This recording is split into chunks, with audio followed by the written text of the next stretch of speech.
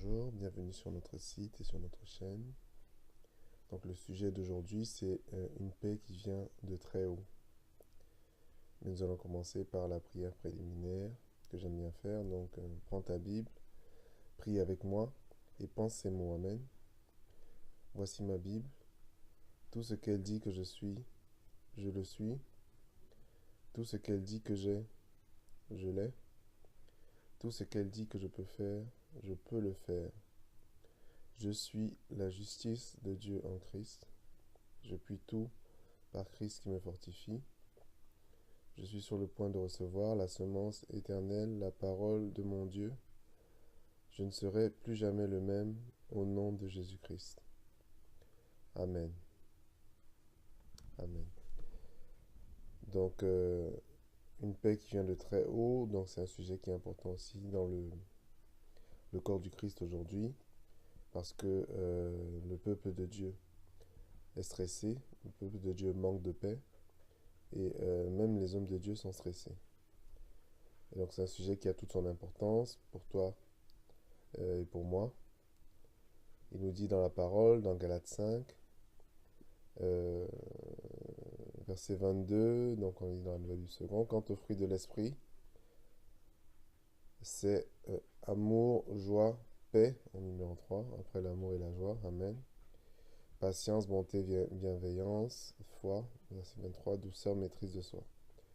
Aucune loi n'est contre de telles choses. Donc la paix, amen, c'est un fruit de l'esprit. Gloire à Dieu. Donc si tu as reçu l'Esprit de Dieu à ta nouvelle naissance, la parole dit que tu as été scellé avec le Saint-Esprit quand tu as cru. Amen. Le corollaire de cela, c'est que tu as reçu la semence dont un des fruits, c'est la paix. Donc peut-être que tu penses que tu n'as pas reçu la paix, mais la paix est en toi parce que c'est un fruit de l'Esprit que tu as reçu du Seigneur Jésus. Amen. Gloire à Dieu. Et donc dans Romains 14, verset 17, il dit car le royaume de Dieu n'est pas manger et boire, mais justice et paix et joie dans le Saint-Esprit. Le royaume de Dieu, c'est la justice, la paix et la joie. Amen. Dans le Saint-Esprit. Et donc ça fait partie du royaume de Dieu. La paix fait partie du royaume de Dieu. Et donc si tu manques de paix, ça veut dire que tu n'es pas synchro avec le royaume de Dieu. Il faut que tu commandes que ces choses qui sont vraies sur le ciel soient vraies sur la terre. Amen. Et que tu reçoives aussi ta paix. Tu la ressèmes à partir de ton esprit pour avoir un fruit de l'esprit, amen, qui est la paix. Donc on l'a vu dans Galates 5, verset 22. Et il nous dit aussi dans Ésaïe 32, verset 17, il nous dit l'œuvre de la justice sera la paix, le fruit de la justice, le repos et la sécurité pour toujours. Amen. Donc il nous dit ici que on n'a pas, la paix ne vient pas de nulle part. La paix vient de la justice. La sécurité également vient de la justice. Amen. Ne pas craindre les dangers. Ne pas être sujet au stress et à la terreur. La sécurité contre les ennemis. Amen. Qui sont contre toi, contre l'ennemi de nos âmes. Elle vient de la justice. Et c'est quoi la justice? La justice, c'est la justice de Dieu en Christ. Ce n'est pas une justice qui vient de soi. C'est une justice qui a été donnée par Jésus. Amen. Donc il nous dit dans Romains 5, combien plus ceux qui reçoivent l'abondance de grâce, donc c'est important de recevoir non pas une petite mesure de grâce, mais l'abondance de grâce et du don de justice, parce que la justice est un don, un manteau que le Seigneur te donne et dont il te revêt. Et l'œuvre de cette justice-là, amen, c'est la paix. L'œuvre de la sécurité aussi, euh, c'est aussi l'œuvre de la justice, c'est aussi la sécurité. La paix et la sécurité, il nous dit ici, dans Ésaïe 32, 17. Gloire à Dieu. Alléluia. Donc, si tu n'es pas établi dans cette justice-là, la justice de Dieu en Christ, que tu reçois comme un don, amen, le reste des fruits de l'esprit sont un fruit de cette justice, mais à la base, tu dois être d'abord enraciné dans le fait que la justice, ce n'est pas ce qui vient par ta performance, ça, ce sont des œuvres mortes. La justice, c'est ce que tu as reçu de Christ comme un don, comme un vêtement dont il t'a revêtu. Et plus tu établis dans cette vérité-là, tu t'enracines dans cette vérité-là. Amen. Ton esprit est enraciné et le résultat, c'est des fruits, les fruits de l'esprit, dont la paix. Gloire à Dieu. Donc ça, c'est un rappel sur le premier message. Et une chose intéressante aussi dans Ésaïe 31, donc Ésaïe 31 et 32, il parle beaucoup de stress, de manque de paix. Amen. Et donc c'est une situation qui est récurrente même aujourd'hui avec tout ce qu'on peut affronter comme problème. Mais ce qu'il y a, c'est que c'est important de savoir où tu trouves ton secours dans ces moments de stress, dans ces moments, amen, de manque de paix. Et dans Ésaïe 31, verset 1, il dit: Malheur à ceux qui descendent en Égypte pour avoir du secours, qui s'appuient sur des chevaux. Ils se fient à la multitude des chars et à la force des cavaliers, mais qui ne regardent pas vers le Saint d'Israël et ne recherchent pas l'Éternel. Donc ce n'est pas dans le monde que tu recherches la source de ta paix. L'Égypte, c'est une image du monde ici. Le prince d'Égypte, c'est une image du prince de ce monde, nous dit la Bible, donc le diable. Dans cette dispensation-là, amen, tu peux être égyptien et né de nouveau. Donc, c'est pas dans le monde que tu recherches la source de ta paix. La paix te vient du Saint d'Israël, la paix te vient de Jésus. Amen. Donc, de Yahweh. Gloire à Dieu. Et quand l'Éternel est ton secours, ça passe par la justice de Dieu en Christ et ça produit la paix. Donc, il nous dit dans Ésaïe 32, verset 1, euh, alors le roi régnera selon la justice et les princes gouverneront. Et donc il continue dans Ésaïe verset 32, verset 15, il dit: jusqu'à ce que l'Esprit soit répandu d'en haut sur nous, et que le désert se change en verger, et que le verger soit considéré comme une forêt. Alors la droiture habitera le désert, et la justice sera sa demeure, aura sa demeure dans le verger. L'œuvre de la justice sera la paix, le fruit de la justice sera le repos, et la sécurité, donc verset 17 qu'on a vu. Mon peuple demeurera dans le séjour de la paix, et dans les habitations sûres, dans des asiles tranquilles. Gloire à Dieu. Amen. Et donc le mot paix, donc en hébreu dans la version originelle, donc l'Ancien Testament est en hébreu, le Nouveau Testament est en grec. Dans la version originelle, le mot paix c'est shalom, amen. Et le mot en grec c'est irène. Donc on peut voir les références euh, dans la version de Strong. Donc c'est pas forcément, quand tu regardes la définition dans le lexique, c'est pas forcément ce dont on pense. Donc la définition de irène, Aérine, donc dans le lexique de Strong, c'est G1515. Dans un état de tranquillité nationale, que celui qui a les oreilles pour entendre. Donc, si le président est dans la paix et si le comité amène euh, le comité des personnes, les dirigeants de l'État, amen, sont dans la paix et pratiquent la paix, l'État sera dans une tranquillité nationale. Donc Dieu aussi le secours, amen, pour avoir une tranquillité nationale, une exemption de la rage et du ravage de la guerre, suivez mon regard, la paix entre les individus, harmonie, concorde, sûreté, sécurité, prospérité, félicité, à cause de la paix et de l'harmonie qui rendent les choses sûres et prospères. La paix du Messie, le chemin qui conduit à la paix, le salut. Donc la paix, c'est aussi le salut. Irène, en grec. Pour la chrétienté, l'état de tranquillité de l'âme assuré par le salut envers Christ. Donc ça, c'est le sens le plus global pour la chrétienté. Qui ne craint de Dieu et se contente de son sort terrestre. L'état de la tranquillité de l'âme qui ne craint de Dieu et se contente de son sort terrestre, quel qu'il soit. L'état béni de l'homme juste, amen, la justice de Dieu en Christ, et pieux après la mort. Donc il ne donne pas dans le tourment éternel. Donc le mot hébreu maintenant, shalom, donc c'est H7965 dans le lexique de Strong. Donc on peut voir sur le site enseignement.com. État complet, perfection, sainement, bien-être et paix. Donc c'est un état complet. Si te manque quelque chose, amen, la paix de Dieu va faire en sorte que tu sois complet. Et toi complet en nombre, sûreté, solidité du corps, bien-être, santé, prospérité, paix, quiétude, tranquillité, contentement, amitié, la paix des relations humaines, avec Dieu spécialement dans la relation de l'alliance. Paix par rapport à la guerre, paisible. Et donc, une autre chose qu'on voit en étudiant la Bible sur la paix, c'est que la paix inclut la santé.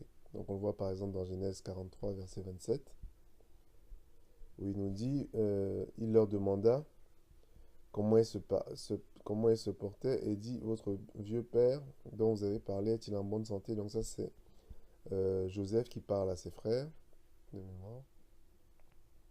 Donc est-il en bonne santé? Le mot grec qui est utilisé en parlant de Jacob, votre vieux père. Le mot grec qui est utilisé pour en bonne santé ici, c'est shalom, H 79-65. Est-il en bonne santé? Vit-il encore? Il répondit, Ils répondirent, ton serviteur, notre père, est en bonne santé. Shalom. Le même mot, 79-65, il vit encore. Amen. Et donc, on voit aussi dans les définitions, on l'a vu déjà dans les définitions, mais dans l'intégralité du texte, que la paix du Seigneur, ça inclut ce que j'appelle la paix du porte-monnaie, c'est-à-dire la prospérité. Donc tu peux appeler la provision abondante, mais c'est une provision dans laquelle tu as plus que ce qu'il y a de nécessaire. Parce que si tu as juste assez pour que ce soit nécessaire, amen, là ça devient la survie parce que la parole dit que celui qui volait ne vole plus, mais qui travaille avec ses mains, afin qu'il ait de quoi donner à celui qui est dans le besoin. Si tu as juste assez pour toi, tu n'as pas suffisamment pour donner à celui qui est dans le besoin, tu n'as pas suffisamment pour bénir ta famille, tu n'as pas suffisamment pour leur faire plein de cadeaux, les emmener en voyage. Amen. Et les frères du Christ également. Et donc, la prospérité aussi, c'est important à cet égard. Mais ce que Dieu veut, c'est que on n'aime pas l'argent. C'est l'amour de l'argent, amen, qui est la racine de tous les maux. Mais la prospérité, c'est important tant que tu l'utilises comme un serviteur, tant que tu n'es pas le serviteur de la prospérité. Alléluia. Donc la paix, ça inclut aussi. Donc il nous dit dans Jérémie 33, à partir du verset 3, donc on est toujours dans le Bible second, crie vers moi et je te répondrai. Je te déclarerai des choses grandes et cachées que tu ne sais pas. Ils s'en vont combattre contre les Chaldéens pour remplir leur maison de cadavres, des hommes que j'ai frappés dans ma colère et dans ma fureur, à cause de toute l'iniquité desquelles j'ai caché ma face de cette ville. Voici, je leur appliquerai un pareil de pansement et de remède. Je leur guérirai, je leur révélerai une abondance de paix. Donc je leur révélerai une abondance de paix. Ici le mot hébreu c'est shalom, qu'on a vu tout à l'heure, et de vérité. Et je les purifierai de toute leur iniquité, donc au verset 8, par laquelle ils ont péché contre moi. Et je pardonnerai toutes leurs iniquités. Amen. Je pardonnerai toutes leurs iniquités par lesquelles ils ont péché contre moi et par lesquelles ils se sont rebellés contre moi. Et ce sera pour moi comme un nom d'allégresse, une louange, un ornement parmi toutes les nations de la terre. Ils apprendront toute la bonté dont j'ai usé vers eux. Ils craindront et trembleront à cause de tout le bien et à cause de toute la prospérité dont je les aurai fait jouir. À cause du bien, de tout le bien et toute la prospérité dont je l'aurais fait jouir. Donc prospérité ici, c'est le mot shalom, le même mot que tout à l'heure. 79-65, donc dans son sens de prospérité. Amen. Donc, ils craindront et trembleront. Donc, on a une autre définition ici qu'on retrouve aussi dans le Nouveau Testament. La crainte et le tremblement. Où ici, c'est une chose, c'est une bonne chose. Donc, on a l'impression que c'est quelque chose de péjoratif, de négatif. Mais ils craindront et trembleront parce qu'ils seront surpris par toute la prospérité. Amen. Dont je les aurais fait jouir. Alléluia. Amen. Et donc, une autre chose, c'est que la paix de Dieu est basée sur la protection complète. Donc, on voit dans le psaume 91, donc on a parlé de sécurité. La paix est basée sur la protection complète. Il nous dit dans le psaume 91, la protection du Tout-Puissant. Amen. Si le Tout-Puissant fait ta protection, ça veut dire que c'est une protection qui est vraiment assurée. Alléluia. Et donc, par contre, si tu as peur du danger, tu demeures dans l'angoisse. Amen. Tu es dans la peur du lendemain. Et là, tu n'es pas dans la paix parce que tu n'es pas établi dans le fait que la protection, amen, du Tout-Puissant est sur toi, amen, et qu'elle te poursuit où tu vas. Il nous dit dans le psaume 91 que c'est une protection qui n'est pas limitée dans le temps. Elle se passe le jour, amen, et la nuit. Elle couvre les dangers externes et les dangers internes. Il nous dit au verset 3 du psaume 91, car c'est lui qui te délivre du filet de l'oiseleur, amen, l'image du diable ici, de la peste et de ses ravages. Donc, il te délivre, amen, des pièges de l'ennemi, amen, et de la peste et de ses ravages, donc de la maladie. Il te délivre de la maladie, amen.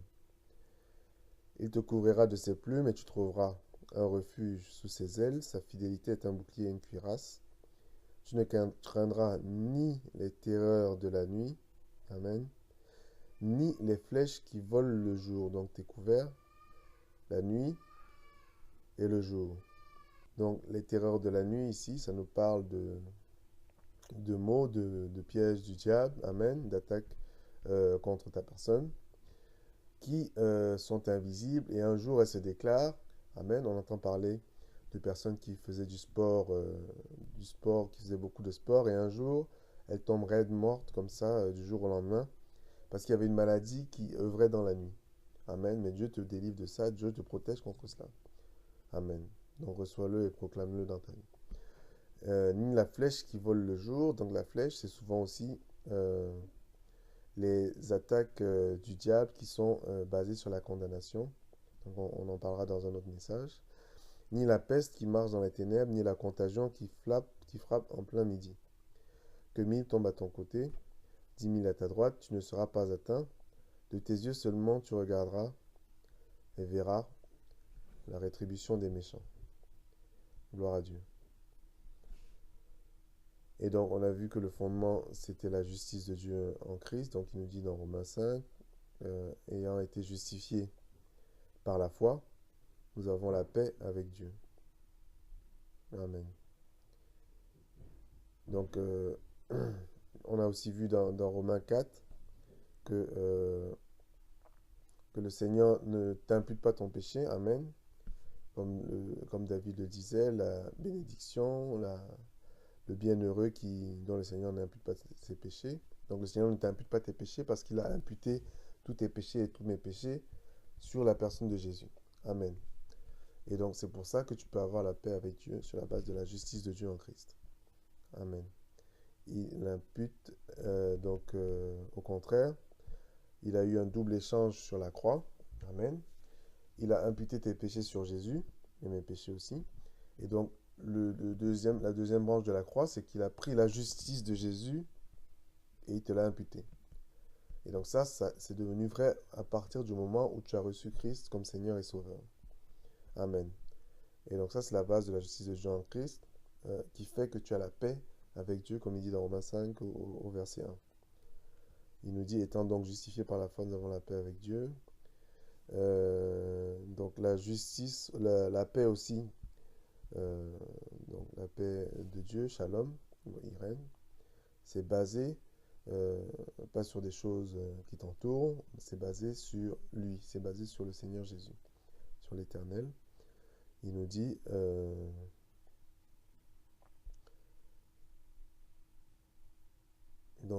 donc dans Ésaïe 26 verset 3, donc on va voir dans la version d'Arby, tu garderas dans une paix parfaite l'esprit qui s'appuie sur toi, car il se confie en toi. Confiez-vous en l'Éternel à tout jamais, car Jéhovah est un rocher des siècles. Amen. Donc la paix est basée sur lui. Donc si tu t'appuies sur lui, amen, là le Seigneur te gardera dans la paix. Et souvent, on perd notre paix, souvent on perd notre confiance en Dieu et on perd notre paix, on perd notre maîtrise de soi par rapport au stress. Parce que on n'est plus focalisé sur lui, on a détourné les regards de Jésus. Amen. Mais non, c'est quand tu gardes les yeux sur lui, quand tu t'appuies sur lui, amen, qui te maintient dans une paix parfaite. Donc là, il est obligé de le faire parce que c'est dans sa parole, il nous le dit ici, dans Ésaïe 26, 3. Et la paix aussi, c'est une source de force qui vient de l'esprit. Donc, ce n'est pas par la puissance humaine, c'est la force de l'esprit qui nous permet de surmonter les obstacles du diable, qui nous permet de surmonter les obstacles de la vie. Et la force nous vient de la paix de Dieu. Amen. On le voit. On le voit dans l'histoire de Boaz. Amen. Donc, Ruth a dit à Naomi, reste tranquille, donc une image du repos et de la paix, avant que tu ne saches comment cette situation va tourner, car l'homme, amen, donc si on y met un H majuscule, on parle de Jésus ici, l'homme ne se reposera pas, ouais, l'homme ne se reposera pas avant qu'il ait terminé cette affaire aujourd'hui. Et donc quand toi tu es dans le repos, amen, l'homme à la droite de Dieu, lui, il n'est pas dans le repos. Gloire à Dieu, ça on en a déjà parlé. Et donc quand tu es dans le repos, c'est lui qui œuvre et qui te fait découvrir des forces que tu n'avais pas en toi. Parce que quand tu es focalisé sur le problème, amen, là tu as tendance à utiliser tes propres forces, ton propre raisonnement. Mais donc sans tourner les yeux vers Dieu et lui poser le problème, rejeter sur lui tous tes soucis. Donc là tu n'es pas dans le repos. Mais au moment où tu te tournes vers lui, amen, l'homme à la droite de Dieu, c'est lui qui se lève et qui accomplit l'œuvre au travers de toi. Tandis que toi, tu es dans le repos. Donc, sans ça, que c'est une source de force. Amen. Une autre image qu'on a aussi pour savoir que c'est une source de force, c'est le nombre de... C'est dans l'histoire de Samson. La parole nous dit que Samson avait exactement 7 tresses. Exactement 7 tresses. Et donc, quand tu étudies les nombres, quand tu étudies les nombres, donc c'est une chose aussi importante, il nous dit dans l'Apocalypse par rapport au nombre de la bête. 7, c'est le nombre, c'est le chiffre du repos et de la complétude de la perfection. Amen. Parce que c'est au septième jour que Dieu s'est reposé de toute son œuvre, parce que l'œuvre était accomplie. Donc quand l'œuvre est accomplie, on ne peut plus rien y faire, donc on se repose de toute son œuvre. Donc l'image du repos et l'image de la complétude de la perfection, qui se retrouve dans les tresses de Samson. Et donc le père de Samson s'appelle Manoir. Donc c'est comme Noah. Manoir, ça veut dire Manoir, ça veut dire le repos, comme Noah. Et donc le repos a engendré Samson avec ses 7 tresses, qui est aussi une image du repos. Et le résultat des 7 tresses de Manoir et des 7 tresses de Samson, c'est un homme qui était puissant, qui avait une force extraordinaire. Donc la force de Samson. Et donc, on le voit aussi dans l'histoire de Noé. Donc, Noé, c'est comme Manoir, ça veut dire le repos. Et la 5e fois, exactement la 5e fois que le nom de Noé, c'est pareil pour Ruth, que le nom de Noé a été mentionné, c'est écrit Noé trouva grâce. Donc, le repos, amen, c'est une source de grâce. Si tu te retrouves dans une situation, parce que la grâce, c'est pas comme la loi, c'est je pose des requêtes sur toi, amen. Donc c'est plus les requêtes qui viennent on ressent sur nous qu'il y a plein de requêtes qui vont dans tous les sens, des demandes, des demandes, des demandes. Donc il faut pourvoir pour répondre à ces requêtes. Ça c'est la loi. Mais la grâce, c'est le contraire, c'est Dieu qui pourvoit pour toi. Dieu te donne la justice, Dieu te donne la paix. Donc là, c'est déjà la grâce. Amen. Et donc, si tu vois que tu manques de provisions qui viennent de Dieu, c'est important de s'examiner et de voir si on n'est pas, le diagnostic, c'est pas plutôt un manque de paix. Amen. Parce que la paix, amen, trouve la grâce. Noah trouva la grâce. Amen. La 5e fois que son nom est mentionné. Alléluia. Une autre chose importante aussi pour la paix, c'est qu'elle est multipliée par la connaissance. Il nous dit, donc dans 1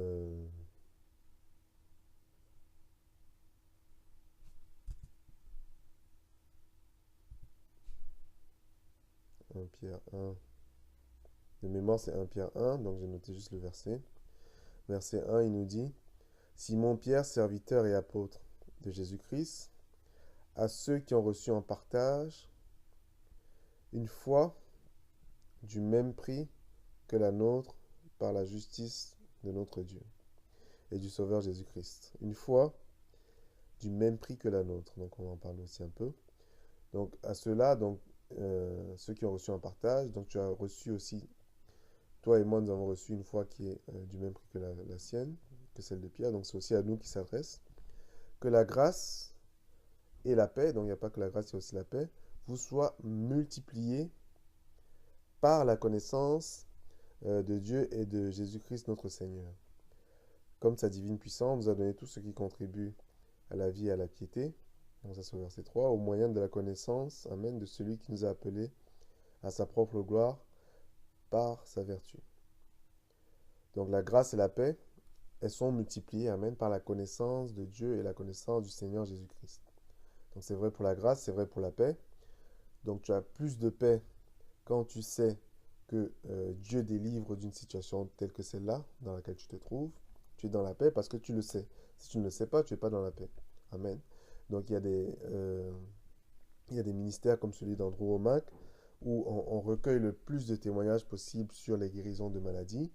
Et c'est quelque chose que j'ai beaucoup aimé sur ce ministère, c'est que ils essaient d'avoir des témoignages sur le plus de maladies possible.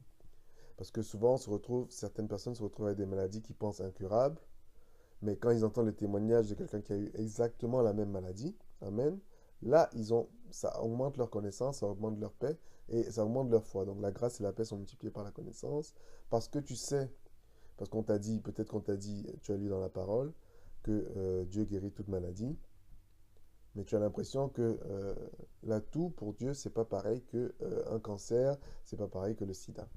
Alors que pour lui, tout ça, c'est une maladie. En un clin d'œil, amen, il enlève de ta vie. Et donc, parfois, des gens n'ont pas cette méditation-là, et c'est parfois très dur pour des maladies qui, depuis des siècles, sont incurables. Et donc, dans ce ministère-là, c'est de recueillir des témoignages sur des maladies, mais vraiment très bizarres, de personnes qui ont été guéries de cette maladie. Amen. Pour que, si quelqu'un a la même maladie et qu'il voit le témoignage, il soit renforcé dans sa foi en ce que Dieu va le guérir de cette maladie. Amen. Donc la grâce et la paix vous soient multipliées par la connaissance. Il nous dit aussi, on parle ici de Simon-Pierre, il nous dit au verset 1, vous avez reçu une foi du même prix que la nôtre par la justice de notre Dieu. Donc c'est très important, c'est très pointu ici. Une foi du même prix que la nôtre. Il n'y a pas deux mesures de foi, il n'y a qu'une seule mesure de foi. Amen. Donc la foi que le Seigneur a donnée à Jésus, amen, c'est une foi du même prix que la foi que le Seigneur t'a donnée. C'est exactement la même foi. Et Pierre, c'est quelqu'un dont l'ombre, amen, alléluia, il nous dit dans la parole, guérissait les malades quand il passait, les malades qui croisaient son ombre, amen, étaient guéris. Et la parole nous dit ici que toi et moi, nous avons obtenu une foi du même prix que la nôtre, que la sienne, amen. Et donc, c'est vrai que peut-être que ton ombre est passé devant un malade et qui n'a pas été guéri, mais ce sont des choses spirituelles, ce sont des choses qui sont vraies dans l'absolu, mais pour qu'elles se manifestent sur terre, amen, quand on est tous nés sur terre, par exemple, avec la même quantité de muscles, amen, et donc à force d'exercice, on peut se retrouver avec une masse musculaire qui est plus grande, alors qu'on a exactement le même nombre de muscles que celui qui est à côté, qui a une masse musculaire beaucoup plus petite. Et donc c'est un peu là la différence, mais c'est important que tu saches qu'à la base, tu as une foi du même prix que celle de Pierre. Et que plus tu exerces ta foi, par exemple, en commandant à la maladie de partir, en commandant à la situation de se redresser, en tout ce qui est lié sur la terre, que tu le lis sur la terre et que ce soit lié également dans le ciel, que tu délies sur la terre, que ce soit délié également sur le ciel. Donc toutes ces voies-là que Dieu nous a données pour augmenter notre foi. Donc ça fera l'objet d'un autre message. Mais je voulais aussi signaler ici ce passage, une foi du même prix que la nôtre. Amen. Gloire à Dieu. Et donc, en termes de paix aussi, on voit ici quelque chose dans la parole où, disons, on peut dire tel père, tel fils. Il nous a dit, donc on a vu qu'au septième jour, c'est le jour du repos, le jour où Dieu s'est reposé de toute son œuvre parce qu'elle était accomplie, parce qu'elle était parfaite. Il nous dit dans Genèse 2, verset 7, Genèse 2, verset 1, ainsi furent achevés, amen, quand c'est achevé, c'est terminé, il n'y a plus rien à faire, les cieux, la terre, toute leur armée. Dieu acheva au septième jour son œuvre, amen, donc l'œuvre est achevée. qu'il avait faite et il se reposa au septième jour de toute son œuvre qu'il avait faite. Dieu bénit le septième jour, le sanctifia, parce qu'en ce jour, il se reposa de toute son œuvre qu'il avait créée en la faisant. Donc ici, on a une image du repos du Père au septième jour, parce que une fois que l'œuvre est parfaite, amen, tu ne peux plus rien y ajouter, parce que si tu ajoutes quelque chose, après, tu vas gâcher l'œuvre. Imagine que tu fasses un tableau de maître. Une fois que tu as fini ton tableau de maître, waouh, l'œuvre est parfaite. Donc tout ce qui te reste à faire, c'est te reposer. Et donc là, très important aussi, le Seigneur dit qu'il est le Dieu d'éternité, qui ne se fatigue pas. Donc là, il ne s'est pas reposé parce qu'il s'est fatigué, il s'est reposé, la parole nous dit, parce que son œuvre était accomplie. Et donc, quand on dit tel père, quand je disais tel père, tel fils, c'est que c'était la même chose pour Jésus.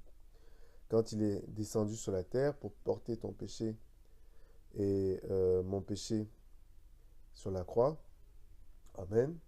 Quand Dieu a fait descendre sur lui le jugement divin qui descend sur le sacrifice, spirituellement, il a reçu tout le jugement divin sur lui, amen. Il a réussi à l'absorber complètement et il est resté vivant, contrairement au sacrifice de l'ancienne alliance. Il est resté vivant après avoir reçu le feu. Et il a crié, tout est accompli. Donc l'œuvre est également accomplie, amen, à la croix, parfaitement et totalement. Et donc l'œuvre est accomplie, ça veut dire que Jésus s'est reposé, il s'est assis à la droite du Père. Et donc on est malvenu maintenant, nous, une fois que l'œuvre est accomplie, de venir se lever et de compléter une œuvre qui est déjà accomplie. Là, on ne fait que gâcher l'œuvre. Amen.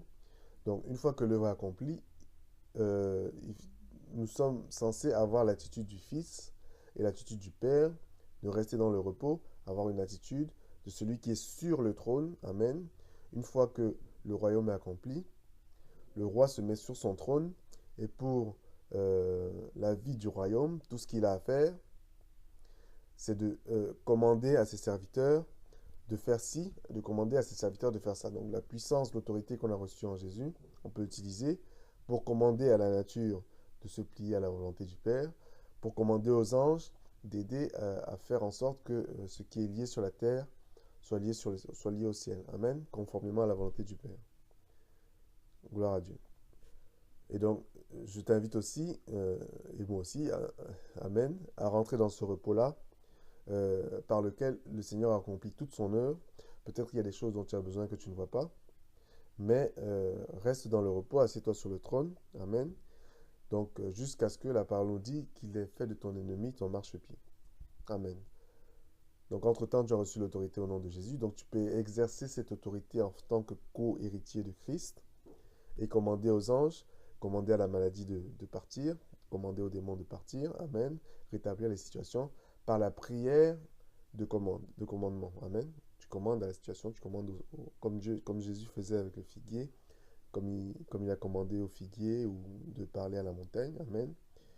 Et donc c'est dans cette attitude de trône-là que tu peux exercer le ministère, pas en étant tourmenté et apeuré dans ton esprit. Dans ce cas-là, même dans la prière, tu auras moins d'efficacité que si tu restes dans la paix. Parce que c'est dans la paix que tu actives la puissance du Seigneur. Amen. Et donc on a aussi une image de ce fait-là, du repos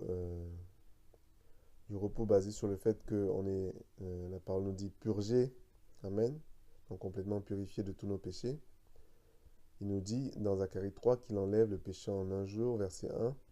Il me fit voir Josué, le souverain sacrificateur, debout devant l'ange de l'Éternel, et Satan qui se tenait à sa droite pour l'accuser. Satan qui se tenait à sa droite pour l'accuser, l'Éternel dit à Satan, que l'Éternel te réprime, Satan. Satan, que l'Éternel te réprime.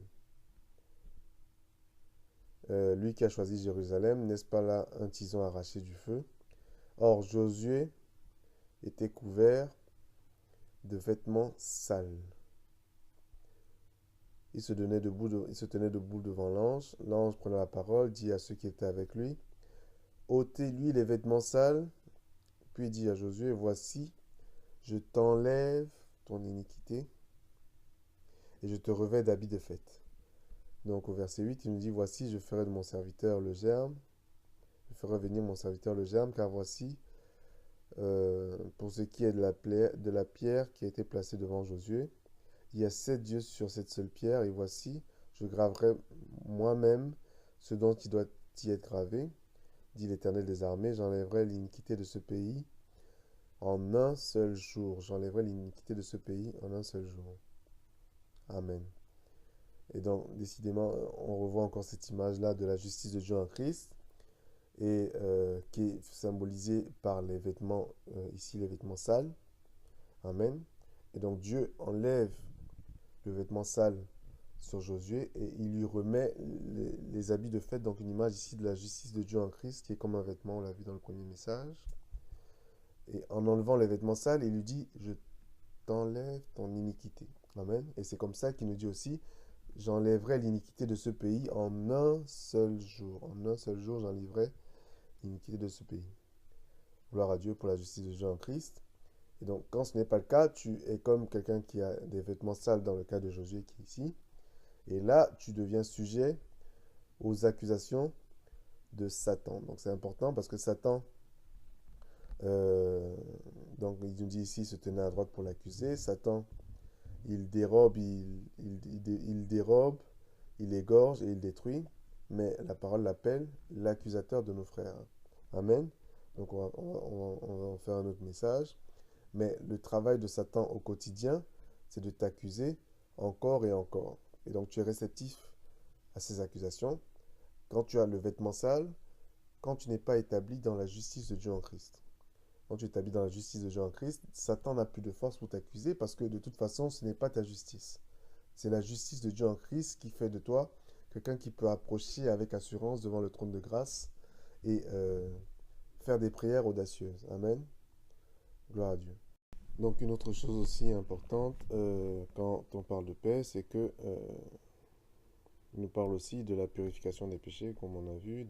Donc cette attitude de trône de Jésus, il nous en parle dans Hébreux 1, notamment, où il nous dit, au verset 3, et qui étant le reflet de sa gloire et l'empreinte de sa personne, donc Jésus qui est l'image visible du Dieu invisible, en soutenant toutes choses par sa parole puissante, il a fait la purification des péchés et s'est assis. Donc après avoir fait la purification des péchés, il s'est assis parce que, non pas parce qu'il était fatigué, mais parce que l'œuvre était accomplie, la purification des péchés était parfaite, accomplie, et il n'y avait plus rien à y ajouter.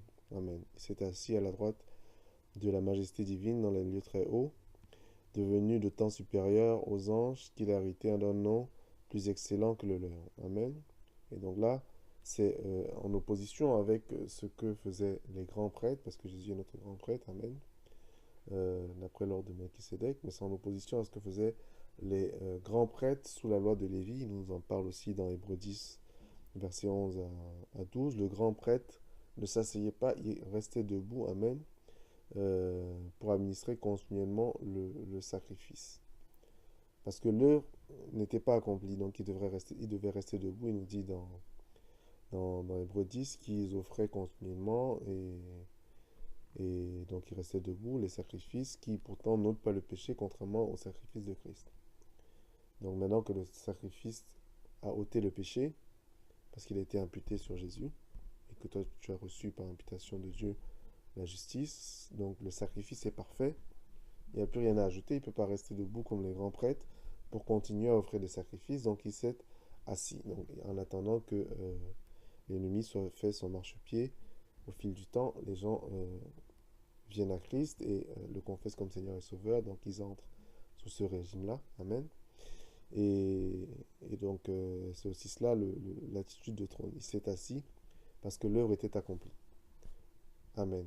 Donc, c'est une attitude de trône qu'on est aussi censé avoir quand on proclame la parole. Amen.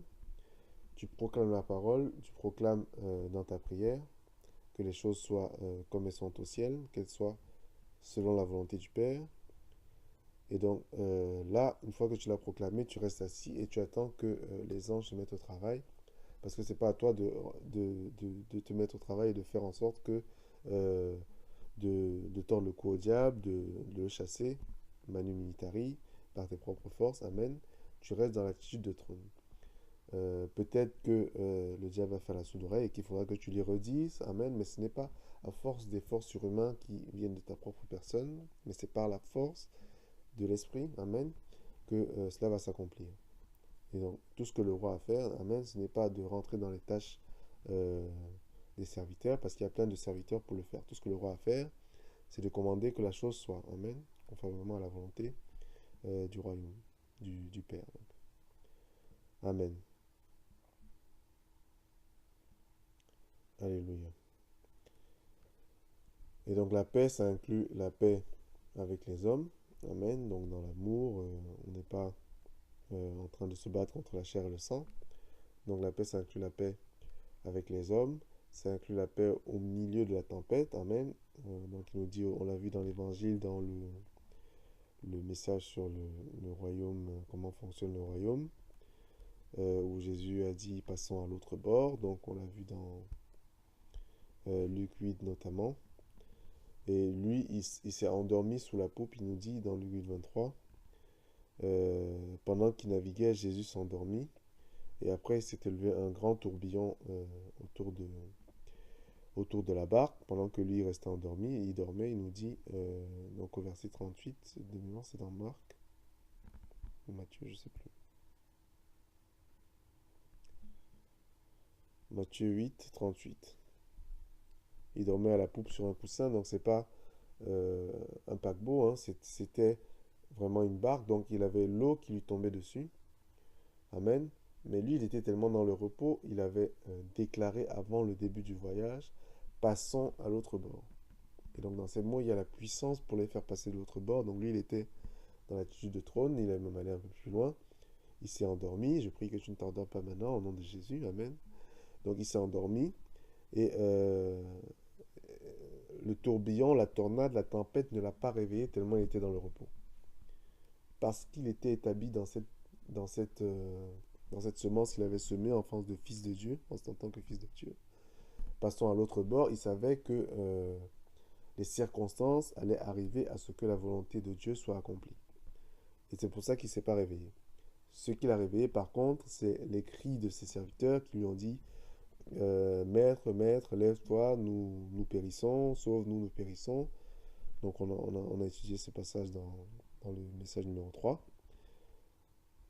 Et donc c'est parce que ils étaient dans la panique, c'est parce qu'ils étaient dans le stress que ça l'a réveillé. Peut-être que tu es dans la panique, tu es dans le stress. Sache que le Seigneur est avec toi, que lui-même, Amen, il pleure quand tu pleures, il rit quand tu ris.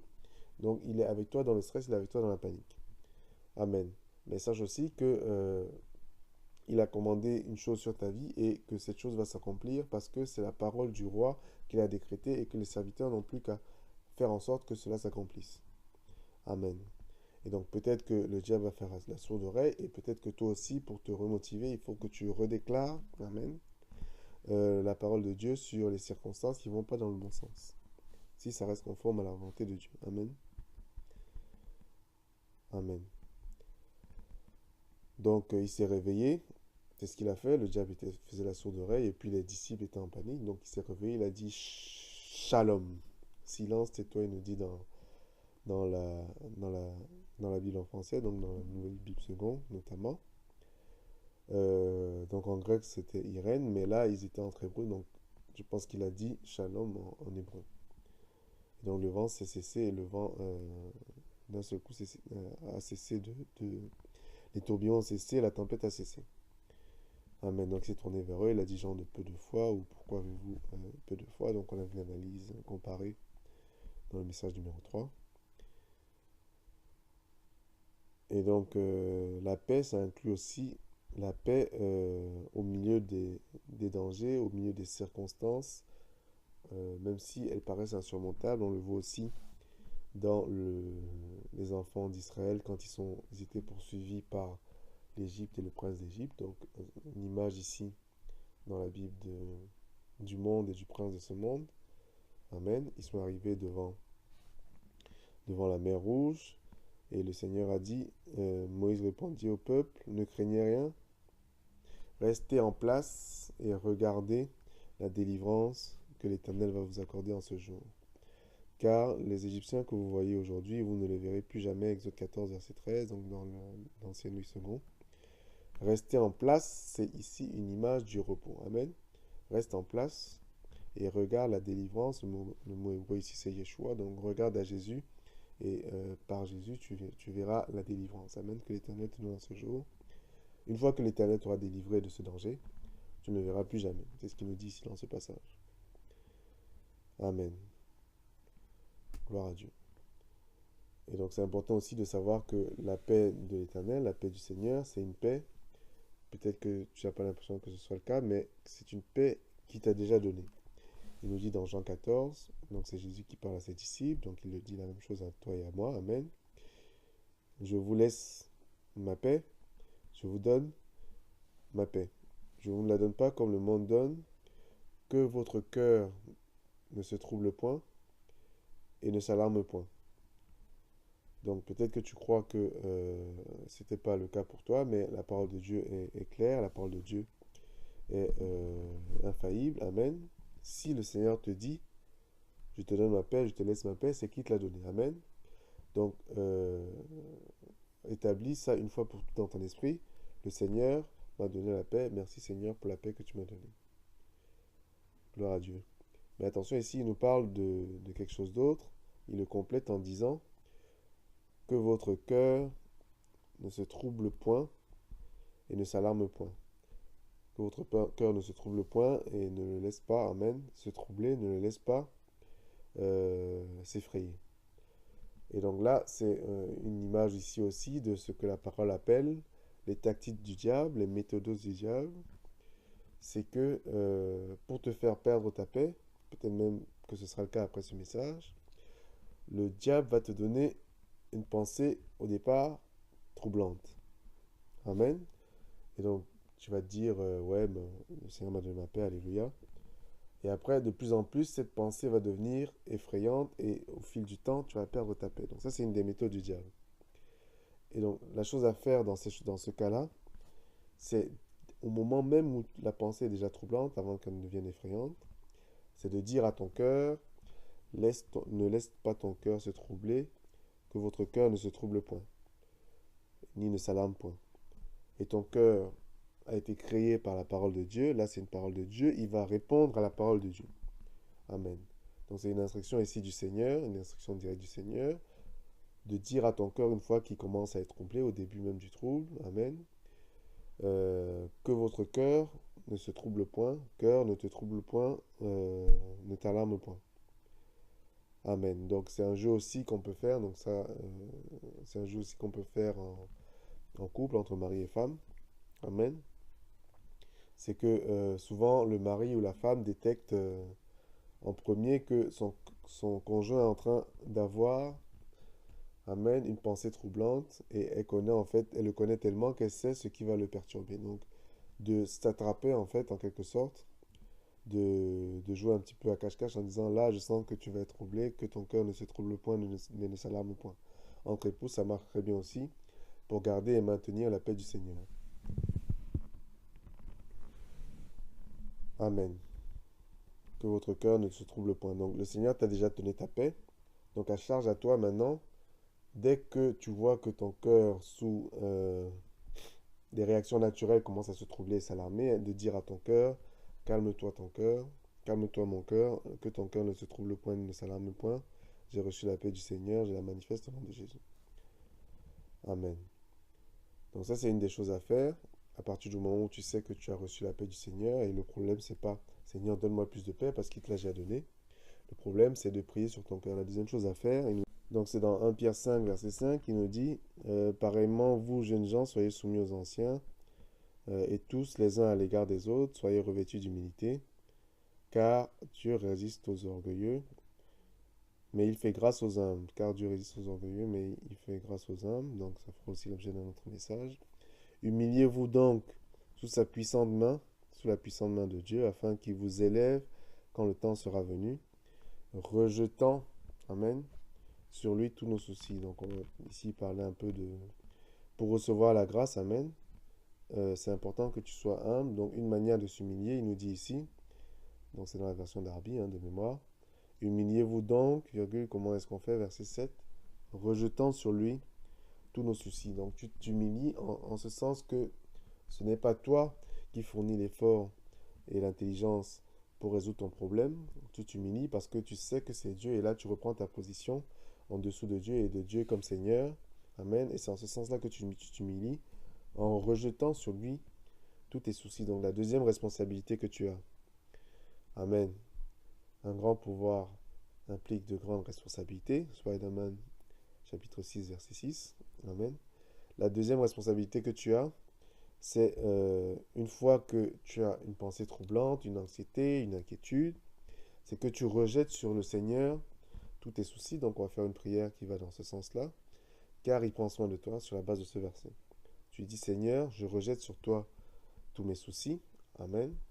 Donc on va le faire tout de suite. Seigneur, tu vois cette pensée, tu vois cette... donc tu peux prier avec moi, cette pensée troublante, ce souci, ce problème, X ou Y, tu le nommes. Donc je t'invite à le faire régulièrement. Et après, tu les vois comme disposés dans tes mains. Amen. Tous ces soucis, tu les nommes un à un. Et après, tu dis, Seigneur, je te rends grâce pour ton amour. Seigneur, je rejette dans tes mains tous ces soucis, irrévocablement, indéfiniment. Amen. Définitivement, irrévocablement. Je les rejette dans tes mains et c'est toi qui t'en occupes, je ne m'en occupe plus. Amen. C'est toi qui trouveras la solution parfaite à ces problèmes. Maintenant qu'ils sont dans la main du Seigneur, tu peux donc rester confiant et savoir que un jour tu vas voir la solution que le Seigneur va te révéler ou qui va faire arriver dans ta vie par rapport à cette situation, par rapport à ce problème, sur la base de ce verset. Amen. Donc ça, c'est la deuxième responsabilité, rejeter sur lui tous nos soucis. Donc la troisième responsabilité, il nous dit dans Hébreu que, parce que la parole, et on insiste beaucoup sur ce message, c'est que tu ne sois pas dans la crainte, que tu n'aies pas peur, parce que 365 fois dans la Bible, donc j'imagine que c'est une fois par jour, le Seigneur dit sous une forme ou une autre, ne crains pas, ne craignez point, que tu n'aies jamais peur. Une fois, par contre, il nous dit, c'est la responsabilité ici, que tu craignes, que tu aies peur. Il nous dit, craignons donc que tandis que la promesse d'entrer dans son repos subisse encore, qu'aucun d'entre vous ne paraisse être venu trop tard. Pour nous qui avons cru, nous entrons dans le repos. Selon qu'il dit, je jurais dans ma colère, ils n'entreront pas dans mon repos. Il dit cela, quoique ses œuvres eussent été achevées depuis la création du monde. Amen. Seigneur confirme sa parole. Car il a parlé quelque part ainsi du septième jour, et Dieu se reposa de toutes ses œuvres le septième jour, et ici encore, ils n'entreront point dans mon repos,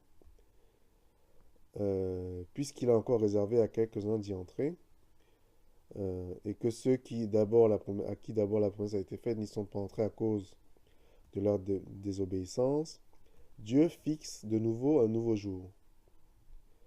Dieu fixe de nouveau un jour, aujourd'hui, en disant dans David, si longtemps après, comme il est dit plus tôt, aujourd'hui, si vous entendez ma voix, n'endurcissez pas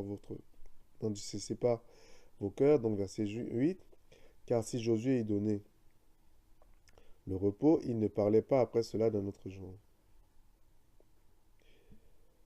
Il y a donc un repos de sabbat réservé au peuple de Dieu.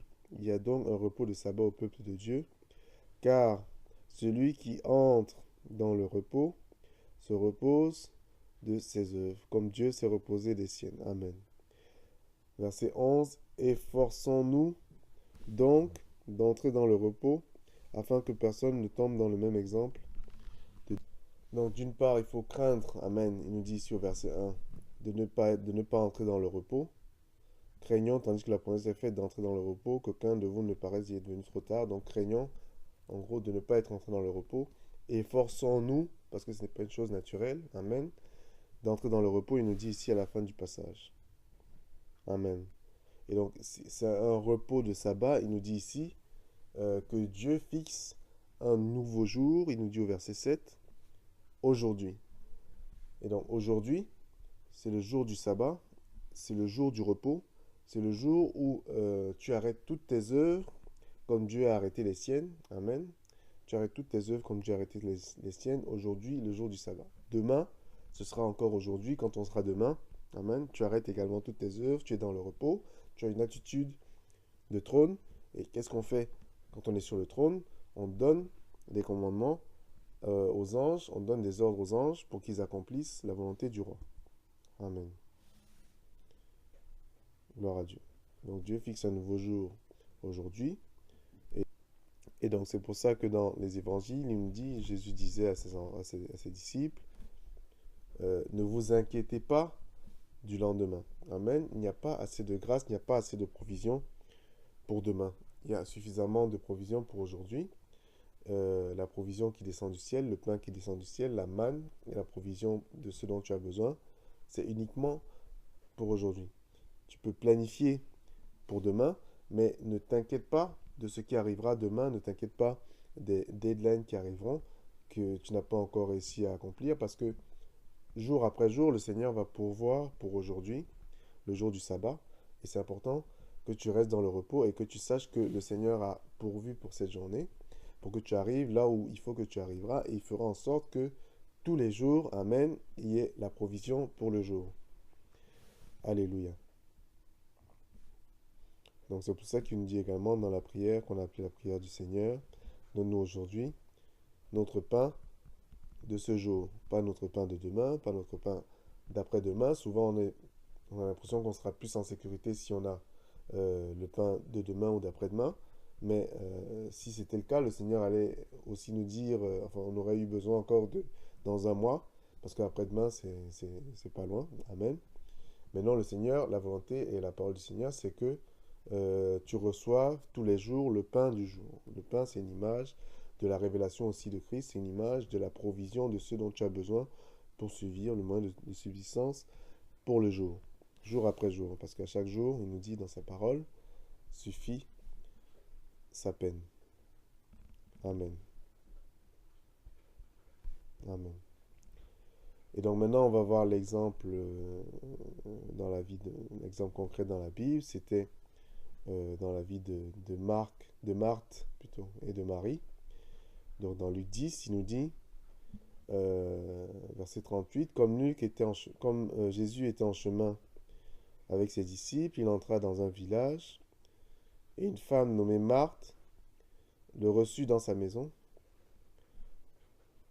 Elle avait une sœur nommée Marie, qui s'était assise au pied du Seigneur, s'étant assise au pied du Seigneur, écoutait sa parole. Marthe, occupée à divers soins domestiques, survint et dit, Seigneur, cela ne te fait-il rien que ma sœur me laisse toute seule pour servir? Dis-lui donc de m'aider. Dis-lui donc de m'aider. Le Seigneur lui répondit, Marthe, Marthe, tu t'inquiètes et tu t'agites de beaucoup de choses, mais une seule chose est nécessaire et Marie a choisi la bonne part qui ne lui sera point ôtée. Et donc ici on a un contexte où le Seigneur arrive dans la maison de Marthe et Marie. Et donc c'est encore aujourd'hui, culturellement, c'est important que quand un invité arrive chez toi, que tu le reçoives avec honneur, que tu mettes les petits plats dans les grands et que tu le serves. Mais là, ce n'est pas un invité ordinaire, c'est un invité qui vient du ciel, Amen, le serviteur divin. Et il nous dit ici que donc Marie, elle s'était assise au pied du Seigneur et elle écoutait sa parole. Et par contre, Marthe, c'était deux attitudes opposées. Elle était occupée à divers, il nous dit au verset 40, occupée à divers soins domestiques pour servir le Seigneur, donc notamment. Et donc c'est important que je serve. Elle était dans une attitude, selon le conseil, selon la sagesse humaine, qui est noble, une attitude qui est bien élevée, une attitude qui est louable, et à telle enseigne que elle était offusquée du fait que Marie ne l'aidait pas dans les tâches domestiques. Et souvent, on veut servir le Seigneur, on est occupé au service, Amen, et c'est pas normal que tel ou tel frère dans l'église ne soit pas occupé aux soins domestiques avec nous, et on en vient même à blâmer deux personnes à la fois, comme Marthe a blâmé ici Jésus, insidieusement, donc on le voit ici entre les lignes. Elle a blâmé en même temps Jésus et en même temps Marthe. En même temps Marie, plutôt. Marthe a blâmé en même temps Jésus, en même temps Marie. Elle dit, Seigneur, cela ne te fait-il rien? Amen. Que ma sœur me laisse seule pour servir. Et donc, ce que Jésus lui a répondu, c'est que euh, peut-être qu'il répond la même chose à toi ou à moi, peut-être que tu me mets ton prénom à la place. Il lui a dit, Marthe, Marthe, Éric, Éric, Jean-Luc, Pierre, Pierre, tu es soucieux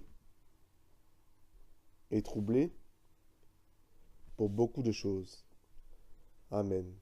Tu es soucieux et troublé pour beaucoup de choses, et Marie a choisi la bonne part. Quelle est la bonne part que Marie a choisie? Marie nous dit, s'étant assise aux pieds du Seigneur, écoutait sa parole.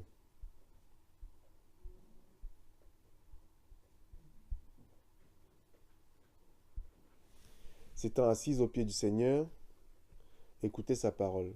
Et donc, peut-être que tu es engagé dans le service pour Dieu. Amen. Peut-être que tu es en burn-out. Peut-être que tu n'en peux plus, que tu es exténué. Et le Seigneur te dit la même chose aujourd'hui. Que tu es soucieuse et troublée pour beaucoup de choses. Il nous dit ici, une seule chose est nécessaire. Au verset 42. Une seule chose est nécessaire. Souvent, on croit que beaucoup de choses sont nécessaires. Le service est nécessaire, l'accueil est nécessaire, l'évangélisation est nécessaire. Mais le Seigneur dit, c'est la parole du Seigneur ici au verset 42, une seule chose est nécessaire, s'asseoir aux pieds de Jésus, comme Marie qui a choisi la bonne part, s'asseoir aux pieds de Jésus et écouter la parole. Chaque fois que tu perds ta paix, chaque fois que tu es en burn-out, chaque fois que tu es essoufflé, que tu es exténué, mentalement, psychologiquement, rappelle-toi que une seule chose est nécessaire, s'asseoir aux pieds de Jésus et écouter sa parole. Ça veut dire quoi, s'asseoir aux pieds de Jésus et écouter sa parole? Ça veut dire, premièrement, lire ta Bible, tu t'assois aux pieds de Jésus et tu lis sa parole. Amen. Et là, tu reçois la paix par le ministère de sa parole et parce que tu es dans le repos. Tu es dans le repos par la connaissance de Jésus-Christ que tu fais en lisant sa parole. Amen. Une autre manière d'écouter, de s'asseoir au pied de Jésus et d'écouter sa parole, c'est par le ministère de serviteur de Dieu qui prêche la parole. Un ministère d'un serviteur de Dieu qui prêche, qui est assidu, qui prêche la parole verset par verset et qui explique et qui te permet de mieux comprendre la parole, c'est aussi un moyen pour toi de t'asseoir au pied de Jésus et d'écouter sa parole. Donc tu peux lire la Bible, tu peux écouter une Bible audio, tu peux écouter ou voir un message d'un pasteur, d'un évangéliste. Amen. Je peux en recommander un de très bien, gloire à Dieu, qui te prêche la parole et qui te donne des versets, des concepts importants selon la volonté de Dieu. Et au fur et à mesure que tu l'entends, tu le vois, amen, que c'est un envoyé de Dieu qui te parle, parce que tu vois son onction, parce que l'onction brise le joug. Amen. Et donc, s'asseoir au pied de Jésus et écouter sa parole, c'est aussi cela. Amen. Alléluia. Et donc, c'est important de le faire très, très fréquemment, pendant une durée quand même suffisamment conséquente. Amen. Parce que c'est le pain qui descend du ciel, c'est le pain qui nourrit ton esprit. Amen. Et le pain physique, tu ne peux pas admettre que tu en manges un par semaine le dimanche matin. C'est pas possible. Donc le pain, parce que souvent nous, le pain physique, donc la nourriture, on en mange tous les jours, on en mange plusieurs fois par jour. Parfois quand on a un petit creux, on mange un petit peu, mais plusieurs fois par jour. Et donc si on ne le fait pas, non seulement psychologiquement et moralement ça ne va pas, mais en plus physiquement ça ne va pas. Et donc c'est la même chose pour ton esprit. Si ton esprit ne reçoit pas, ton esprit et ton âme ne reçoivent pas le pain qui descend du ciel, donc tu vas te retrouver dans des conjectures où tu vas te retrouver comme Marthe, tu as beau être en train de faire le service, tu es exténué, tu blâmes le Seigneur, tu blâmes le serviteur qui pourtant a choisi la bonne part et qui est en train de faire la seule chose nécessaire. Amen. Et donc, Dieu ne veut pas qu'il en soit ainsi, l'esprit est attristé. Donc, la bonne chose à faire pour toi, Amen, c'est de très fréquemment t'asseoir au pied du Seigneur, gloire à Dieu, et d'écouter sa parole. Amen. Amen. Donc, on a vu parmi les responsabilités, il y en a une autre dont je n'avais pas parlé, donc je la vois ici. Euh, donc, c'est inclus aussi, hein, il nous dit dans les Proverbes, garde ton cœur, car de lui viennent la source des troubles, la source des peurs. Il nous dit dans les Proverbes, gloire à Dieu. Donc, en résumé, la paix, shalom, ou Irène, c'est une paix complète qui inclut la paix du corps, donc la paix de la maladie, la paix du cœur, de l'âme, amen, et la paix du porte-monnaie. Gloire à Dieu. La paix, c'est quelque chose qui implique la santé et la prospérité. La paix est basée, amen, sur la protection parfaite du Tout-Puissant et sur l'œuvre de Jésus qui purifie le péché. Une œuvre accomplie, une œuvre complète. Amen.